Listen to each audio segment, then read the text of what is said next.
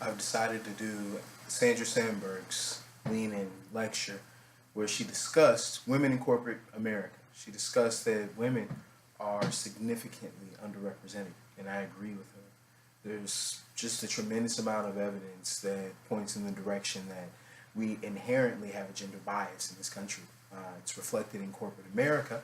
As you can see, 15 to 16% of women actually obtain those C-level jobs, as opposed to nonprofit organizations where about 20% of women are represented throughout the ranks. As 50% of the population, it's a alarming statistic to hear how women are not thriving in corporate America. If we take it beyond just our corporate structures and we look around the world, you could see that about 9 out of 130 uh, heads of state are women. You can also see in representation in government, about 13% worldwide is the representation of women in government. These are statistics that really strike a bell in your mind as you look at half the people on this earth are being represented in corporate America. Where are they going? And I think Sandra, in her lecture, she comes to three areas to kind of fill in the gaps and fix the problem areas that women have. She explains that women have these problems because they have to make harder choices than men. She states that the choices a woman has to make are life changing, as in the fact that it's biology, not anything different, that makes a woman take those 3 months off, as Sandra says, for sick leave, and et cetera, et cetera, et cetera.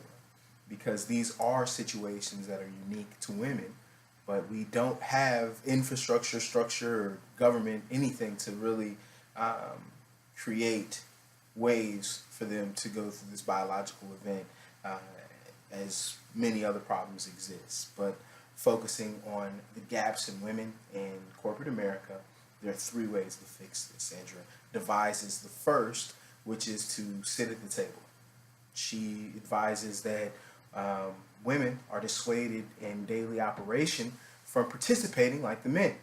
She cites an example of being in a top level executive meeting and women are present.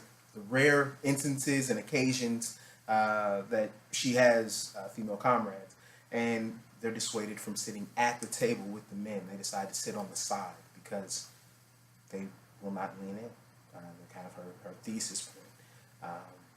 Out of opportunity that exists, women experience barriers, intimidation, and Sandra has an intimate moment where she reveals an experience she has in meeting with top level executives. In meeting with them, they have 3 hours on the clock, and 2 hours into this, she decides that she wants to take a bio break. And as she says during this bio break, they're embarrassed because they don't know where Sandra's going to do her business. She has a great pitch, a great presentation, et cetera, but she's an anomaly. She doesn't exist in everyday life, and that was one of her aha moments. Her second point is to make sure that your partner is a real partner. She talks about women doing 2 times as much housework as men. She also talks about how women have to do 3 times as much as men in accordance to their workload, which would exert a toll on anyone.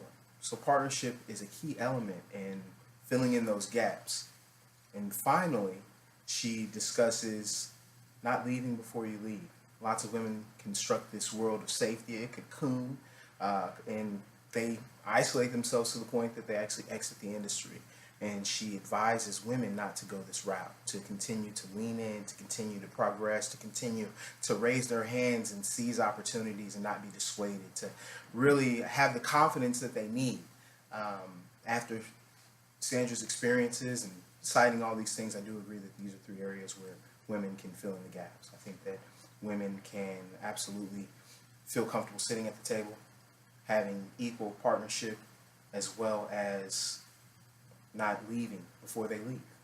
having safety and security in what they do.